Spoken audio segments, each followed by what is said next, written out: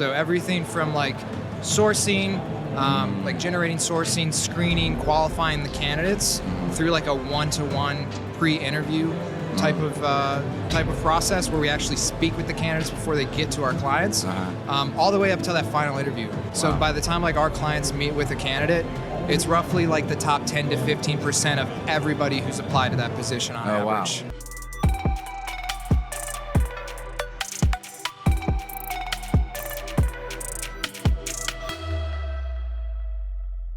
I'm Nate Hall here. I'm here with Justin with HyperHired. Justin, why don't you introduce yourself a little bit and tell me a little bit about what HyperHired is? Yeah, so we're basically a sales recruiting company. Okay. And all we do, our real bread and butter, is just recruiting commission-based, often commission-only sales positions. So especially in the door-to-door industry, like over the last 12 months, we've placed roughly over 5,000 sales reps into over 200 different unique door-to-door organizations. So everything from roofing, pest control, solar, windows. We even have a case study where we built a door-to-door team for a propane company in like Austin, I think it was. So basically any sort of commission-based sales position, that's really like our specialty. So you help companies from very beginning find them, hire them. Do you help with any training of those reps? How does that work for you guys as well? Yeah, so we work with companies kind of at every level. So everything from like, you're just building your first canvassing / door-to-door team from scratch to, you have a team right now and you're just looking to really ramp up volume. We work with everything from like regional managers up to like proper like C-level executives at companies. And really like, we more or less just take over the entire recruiting process. So everything from like sourcing, like generating sourcing, screening, qualifying the candidates through like a one-to-one pre-interview type of process where we actually speak with the candidates before they get to our clients, all the way up to that final interview. So by the time like our clients meet with a candidate, it's roughly like the top 10 to 15% of everybody who's applied to that position on average. Wow. So if I'm hiring your company, I'm getting a much higher quality rep at the end of it versus you just throwing anyone who responds to an ad my way and I have to sort through them. Yeah. Wow. Okay. A lot of other recruiting companies who well, first, most of them aren't really like done for you. They kind of try to sell you the shovels and they say, hey, dig here. Yep. For us, we are really like an all-in-one solution that's completely done for you. A lot of people on our team come from the door-to-door industry, so like two of our lead recruiters, they come from the pest control world where they were team leads at Aptive for 3-4 years, had 15-20 reps under them, so they have that experience and they know like what an ideal candidate looks like. Yeah. And then the first part of your question, I kind of missed it. I'm sorry. Well, just rather than just throwing all these reps at me that I have to sort through, like it sounds like you partner up with the company a lot more, which is actually fascinating. Like one of the reasons in the past I have a background of building sales teams, recruiting guys, door-to-door teams, and I would love to hire these companies and have that burden be lifted a little bit. But honestly, I found that it was harder for me. They just gave me more work because I had to filter through all these terrible reps that then I had to argue with them to not pay them on that rep because that rep was garbage anyway. And so, it really sounds like you guys become more of a partner in there and you're taking over all these aspects of the business and solving these problems rather than kind of creating more problems in the business. No, that's exactly it. So we view ourselves basically in the same light as like an internal recruiter. Yeah. So rather than charging like per hire or locking clients into long-term contracts, first of all, everything's month to month, which offers our clients a lot of flexibility. So like, let's say you really need to ramp up hiring for 2 to 3 months, or let's say you're a regional at a pest control company and you want 30 reps by summer. It does not make sense for you to work with us for 6 or 12 months. Right. Because you just need to recruit very heavily in, let's say, January, February, March, so you have everybody for April. Yeah. You know what I mean? Yep. And as far as like quality, definitely there's a higher echelon of quality that our clients end up with after candidates go through our screening process. But also, it's a quantity game. Yeah. Because as you know, probably better than anybody, door-to-door is extremely high turnover. Yep, for sure. I mean, it's insane. So it's one of those industries, and HyperHired really started initially, for a little bit of background, recruiting for call centers, because we own and operate a bunch of them in our portfolio. Wow. So we have 6 call centers, heavy outbound, same sort of problem, high turnover. Yep. Door-to-door kind of came naturally and is now like 70% of our client, like our overall client count, just because of it being such a strong need, and also because of our recruiting system kind of plugging into that. So like, to make a long story short, basically not only do you get like that sort of higher echelon of candidate who's gone through a screening process, we usually spend 10-15 minutes minimum with them before they go to your calendar. Yeah. They know basically all the high level about the company. First of all, they've sold themselves to us. They're matching our energy on the phone when we're contacting them outbound. Basically, their tonality's on point. We're diving in and uncovering their goals. And just like a sale, like if we're in a sale, I'm selling you something, I'm going to ask you questions. Right? I'm going to ask you broad, open-ended questions and keep you talking. Yeah. We do the same thing when we're talking to candidates.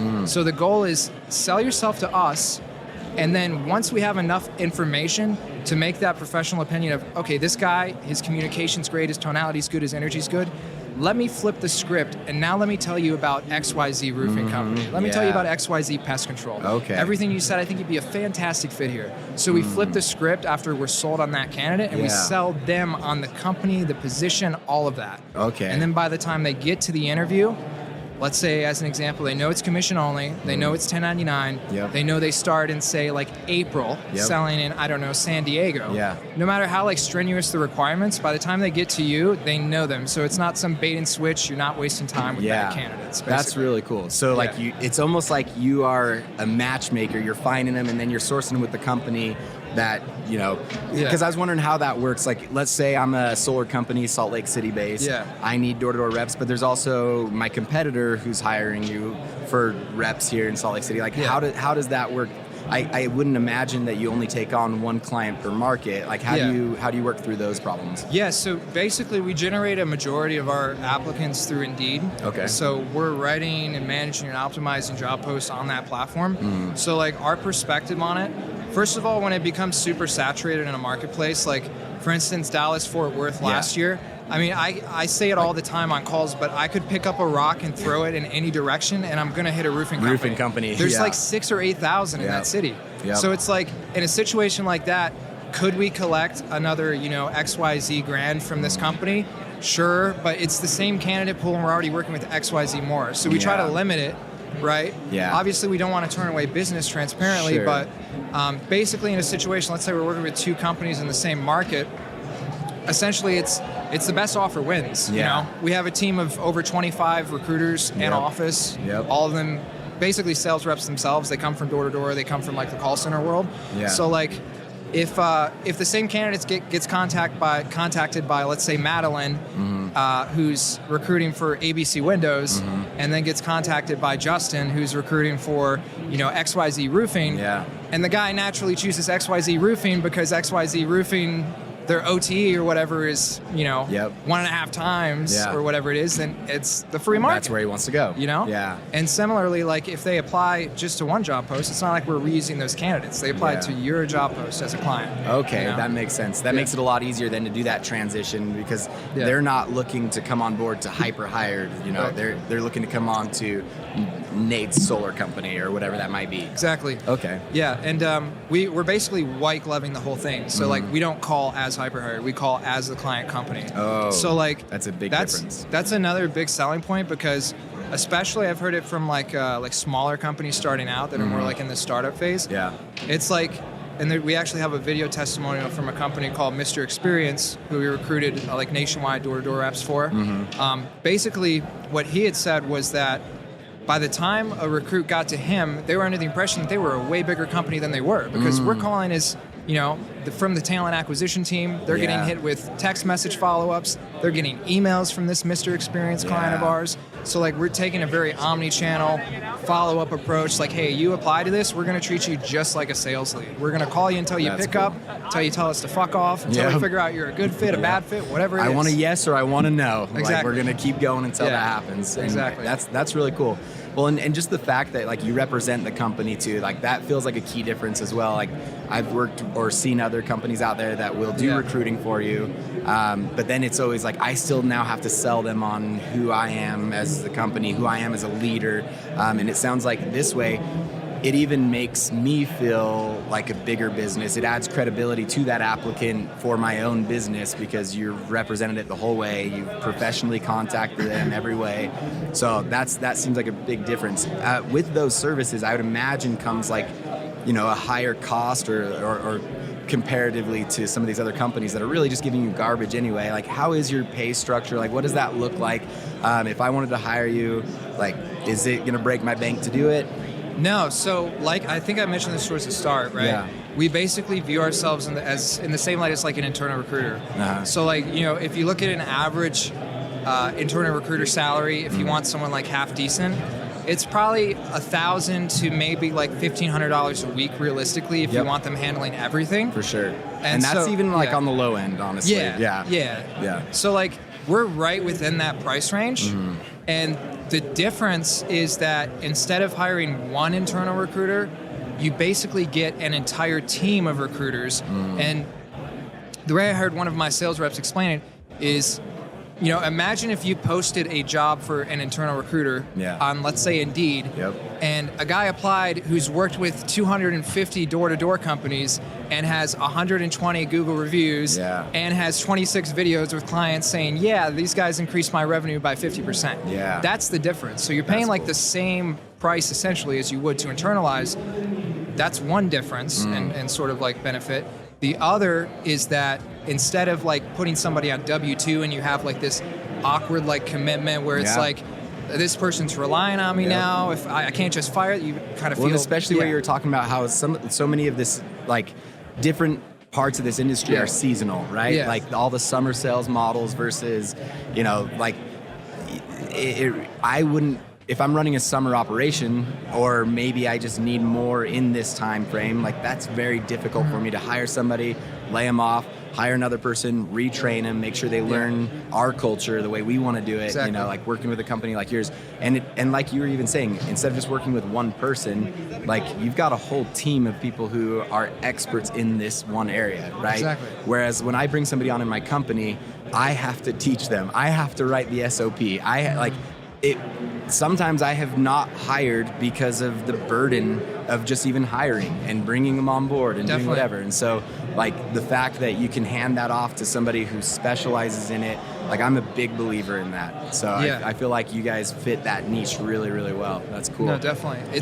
It saves a lot of time for people, and then also like internalizing. A lot of people just look at like the cost difference. They think, okay, I can pay like $4,000 or $5,000 a month and just have an in-house recruiter. I don't need, a company like this or whatever. But the reality is what you're basically paying for, or what you're maybe saving in like minor cost difference, you're paying for in your time and your commitment that you're going to need in order to actually build everything out and oftentimes micromanage that individual or a group of individuals. Because without oversight, it's like you don't really know what they're doing. I feel like so many business owners, especially on the smaller levels, are not calculating those opportunity costs, right? Like if I'm putting all that energy over here to bring on that person, interview that person, like to be my company recruiter, what am I not focused on? I'm not focused on driving revenue. I'm not focused on the things that made me successful in my business in the first place. And so, like when you have somebody like your company that just specializes in that thing, does it better than anybody else, and as long as it's even close in comparison to what it would cost me internally to do it, like that's a no-brainer for me. And where you said your business is month to month, like there's no risk in that sense. I would imagine there's got to be at least a first startup type of fee, like because otherwise, like that would drastically hurt your business if you're constantly like, okay, re-onboarding, learning this company, but as long as that pencils out and is moderate, this is a no-brainer. No, definitely. There's sometimes like a monthly startup fee. We're pretty fair and I would say generous with pricing sometimes, especially if we see the opportunity to like build a long-term relationship with somebody. So that's cool. It also depends on supply and demand, right? Because especially like this time of year, Q1, we had one of actually our very best month ever in December, which, according to everybody else, is like when it's like slow season for recruiting. Absolutely, for sure. But we had our very best revenue month ever as far as new business. Wow. So now we have in January, because it's Q1 now, half the country's unfreezing. It's like, okay, we have to increase our prices back and add an onboarding fee and just make sure that we're being a little more selective about who we work with. Because at the end of the day, the goal for us is not to, work with, let's say, 500 companies a year and just kind of like churn through them 1 or 2 months. It's to work with like a few hundred core companies that we can fulfill on at a high level. You know what I mean? And truly become their partners in what you guys do. Exactly. Yeah, that makes a lot of sense. Justin, what's your like position in the company? So I'm one of the founders. Awesome. Yeah. How long ago did you start this? About 2 years ago. Okay. Yep. How's the journey been so far? Well, it's not my first company, but it is, I would say probably the one with the best product market fit, or the one that I've scaled the highest. Yeah. My background before was like B2B sales, high ticket agency stuff. Yeah. So I've before this I spent like over 20 million on like Facebook and Instagram ads, that sort of stuff. So you're very experienced in getting attention, getting people to your landing pages. Exactly. Yeah. All that sort of stuff. A ton of like Russell Brunson, sort of like ClickFunnels, all that. I love it. That's awesome. But it's been an awesome experience, man. Yeah. What's your ideal client? Obviously, the person who's going to, keep you on board long. You're going to be able to partner up with that company. Are there companies that are not a good fit for you, and what would that look like too? Yeah, I would say the biggest thing that separates like a good client versus a bad client for us is that client's coachability. Oh, okay. I'm sure you guys, you probably have something similar with D2D experts in your programs. Yeah. It's like, if you come to us and you're like, I need help.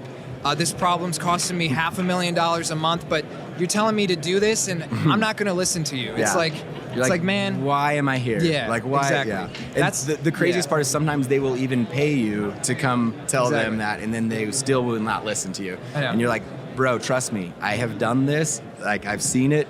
If you do this, you will get this. Yeah.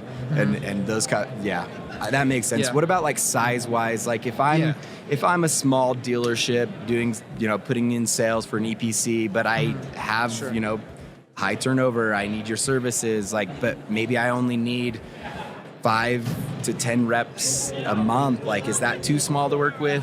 No, absolutely not. And on average, just across every client we work with, and not just including door to door, we do a ton for like high ticket and remote sales positions, call centers, like health insurance, digital marketing, all that sort of stuff. On average, across everything, typically our clients are extending between 5 and 10 offers a month on kind of the low end. Yeah. And there's a lot of variables in that. There's like, your ad spend to the platform and your market as well. Like your results for the same amount of ad spend in Dallas are going to do a lot less than they are in, just because of the sheer competition there. Yes. Yeah. Because what a lot of people don't realize is Indeed's a bid-based plattom. So it's the same as Google Ads, right? Yeah. So it's like if you're bidding on a keyword, like imagine you're bidding on solar panels in I'm not too familiar, but let's say the largest, Arizona, man, somewhere with like just insane incentives. You know what I mean? Okay, yeah. So your cost per click's like $30, right? Yeah, it's the same. If you're lucky. Yeah, it's the same if you're running a sales representative job on Indeed or anywhere else. Yeah, And is that where you find the majority of your applicants is from, like Indeed? Okay. Yeah, we've used pretty much all the major job platforms. Indeed, ZipRecruiter, Career Builder. Like Craigslist, do you even go down to like those levels? Here in Utah, there's a KSL Classifieds. Sure. Would you use any of those platforms to find people? We've used everything. Wow. But the thing is that just best by test or best through test is Indeed. Okay. Because at the end of the day, like especially if you're targeting in a localized area, a lot of those job seekers that you're going to see on like ZipRecruiter or like Craigslist or whatever, they're also on Indeed because Indeed's just like the largest platform in the country. Everybody knows about it. Yeah. Everyone knows about it. If you're an active job seeker or even a passive one, Indeed just has a better way of like reaching those candidates. Like, if you put the right keywords and settings and that sort of stuff in place on the post, Indeed is basically able to, in addition to like showing you in the search results, actually send out your job as a recommendation to people who are like in the passive pool or who have their resumes submitted. You know what I mean? Yep, that makes a lot more sense. So it's just going to get you higher qualified people. That's just not a feature that like ZipRecruiter or a lot of those other platforms have. Yeah. As far as you starting this company about 2 years ago, like what has been one of the biggest challenges? You've started up businesses before. You're an entrepreneur. I always love talking to entrepreneurs and just hearing about like those experiences of starting a business. A lot of the people who come to these shows, like they are in the process of starting their own business, or they're young entrepreneurs. And so like hearing other entrepreneurs' journeys is really, really cool. So for you, starting this business 2 years and keeping it going is obviously a level of success already. What challenges have you faced? What has led to your success? Like, what have you learned from it? Any of that? I mean, the biggest thing is just like, don't give up. Yeah. You know, like there's so many situations, and like it can be so anxiety inducing as you're building a company, especially in the early stages, and especially if you have no sort of like floor for yourself. Because I remember in the early days of HyperHired, it was like our revenue was in a situation where like we kind of have to hire on a certain number of people in order, and like put money here and continue to put it into ad spend in order to grow. But then like I can't pay myself, and I have rent, my own expenses, and et cetera, et cetera. You know what I mean? Those like hard decisions, like what am I going to do? Yeah. So like biggest thing is like just don't be afraid to spend, especially if it's to bring in key puzzle pieces. And then another like sort of difficult thing for me, or like a kind of like a learning experience, was just like building culture, building the right type of culture, and also like attracting the right types of people. Because you know, like HyperHired in particular, it's a little different than some of the other companies I ran and founded before. I had a marketing agency that was largely remote staff. HyperHired's entirely in office. HyperHired is really like everybody on our team is really like sales oriented, from like the account executives who do the client communication, and the consulting, to the actual recruiters who are on the phone talking to candidates. Everyone more or less is sales oriented. So like it was a learning experience for me to build like that strong foundational culture in more or less like a big sales organization. Because before, with my agency or prior businesses, it's like I was doing most of the sales, and I had, you know, a business partner, and then we had everybody who does fulfillment. With HyperHired, it was strictly like building the culture and that sort of stuff. And everybody understanding that they are part of the sales process. Like whether they believe they are or not, they are a salesperson. They're part of selling, bringing in customers.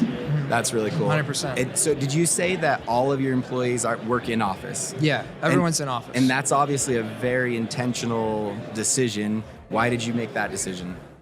Just because from our experience with some other call centers, primarily it's my other two business partners, Josh and Jimmy, who kind of come from that call center background.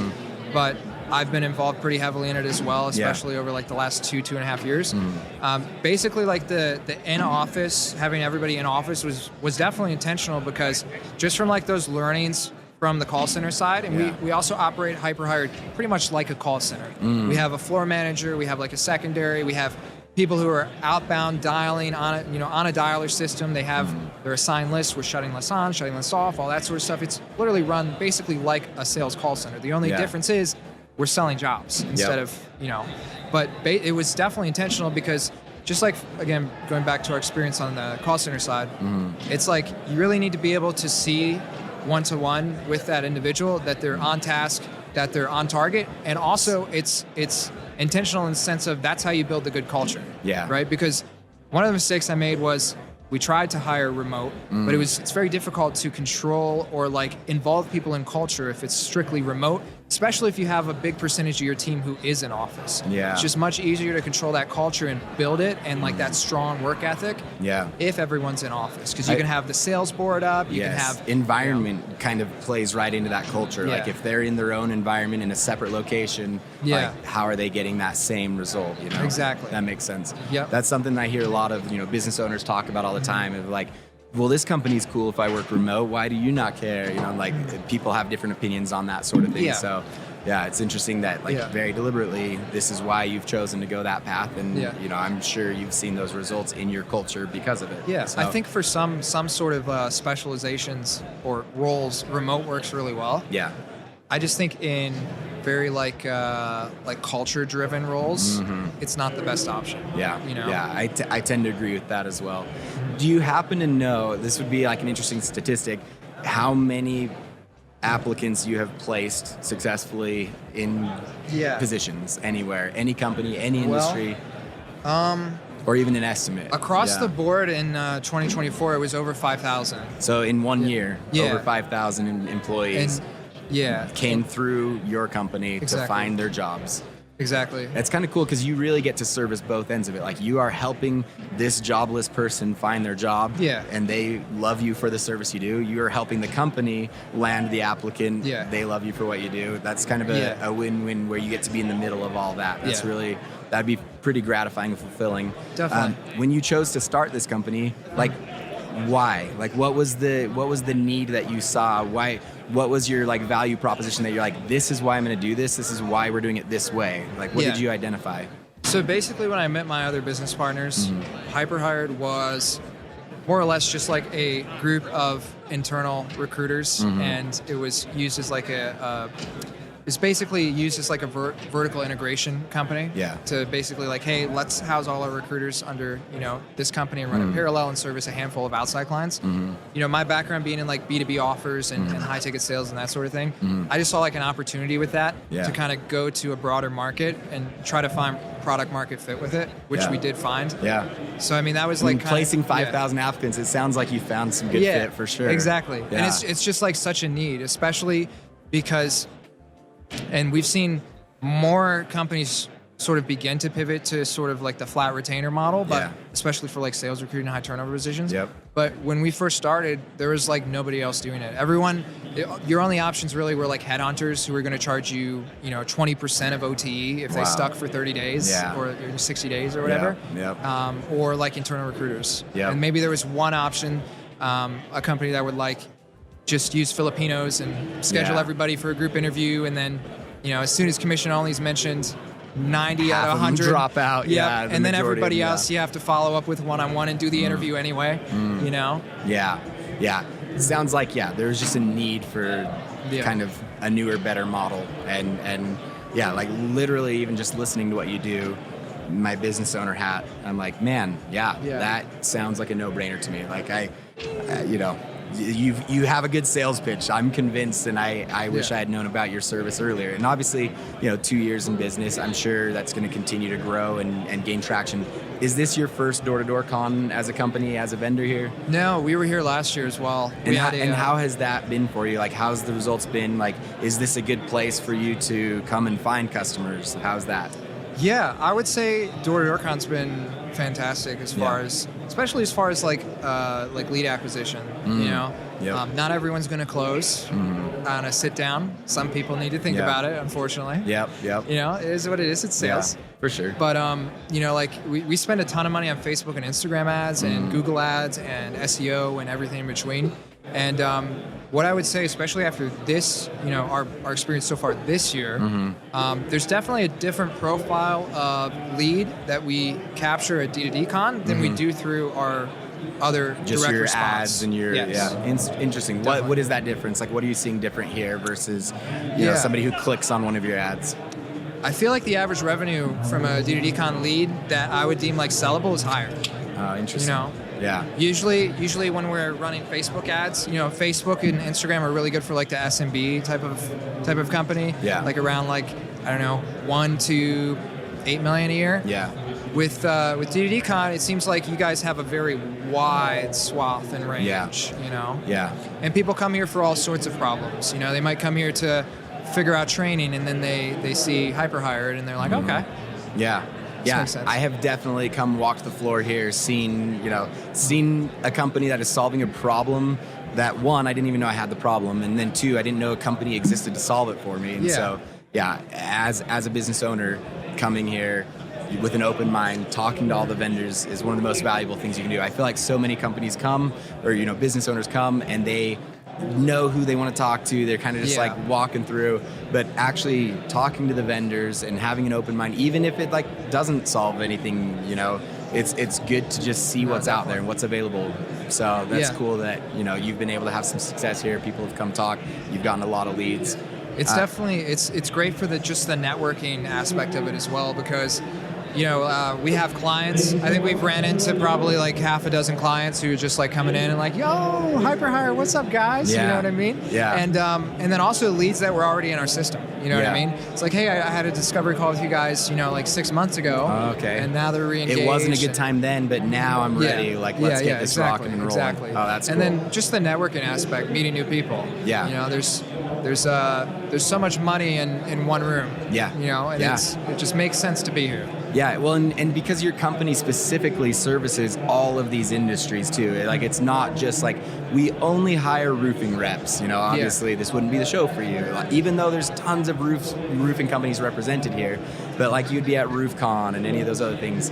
But coming here, you're able to really solve any of these companies' problems. So that's kind of a cool fit. Exactly. That's cool. As far as your own experience, did you ever do door to door? Did you ever go knock doors? No. Have you? Yeah. Never. Yeah. I don't think I was built for it. Yeah. It's interesting talking to, like, you know, a lot of the owners who do have that door to door experience. Yeah. It's like they talk about it as if they talk about Vietnam War. Like, it's like back in Nam, dude, when I knocked doors. Yeah. Yeah, it's interesting. I think if there were a few things different in my upbringing, like from a young age, I was pushed towards like phone sales and high ticket. Yeah. And so like to kind of build comfortability in that realm, and then go knock doors is like extremely difficult because it's like I can sit at home and make, you know, XYZ on my computer. Mm-hmm. Why would I go knock 200 doors? Yeah. Now, if logically didn't make sense for you. If I was pulled into it from college or, you know, let's say LDS or something like that. Yep. You know, different upbringing. Yeah, you know? 100%. Respect the hustle, though. Yeah. It's an incredible industry. And we have a ton of people on our team, too, who come from that door-to-door background. Obviously, yeah. Well, and especially if you are hiring those door knockers, like somebody who can speak to that experience and say, like, this is why you need to do this. Like, this is the earning potential, the lessons you're going to learn. Like, this is the best education you will have for future business, learning grit, learning how to talk to people, learning how to communicate. Exactly. Yeah, there's a lot of good things that come from it. Yeah, I always love just asking entrepreneurs if they have any of that background. Obviously, you represent yourself really well, you speak really well, you sell well, you have tons of sales knowledge and experience, so it's not like you ever need to knock doors, but one of these days, let's get you out on a door just to see. I bet you'd crush it. Yeah, I enjoy the convention selling. Yeah. It's nice. Yeah, I mean, it's the same thing. There's just no door between you, but other than that, it's the same thing. Yeah. So I feel like it's a little easier to sell at a convention because if you're door knocking, they just close the door. Yep. Here they have to walk away. Yeah, and you can even follow them. No, I'm just kidding. Yeah. Don't do that. They'll be like, dude, the guys at HyperHired, they just wouldn't leave me alone. No, well, Justin, it's been a pleasure chatting with you. I really appreciate it. It's like cool to talk to other entrepreneurs and just hear about their businesses and what they do and their passion behind it. So I really appreciate your time, and I hope you enjoy the rest of the show. Absolutely. Thank you. Thank you.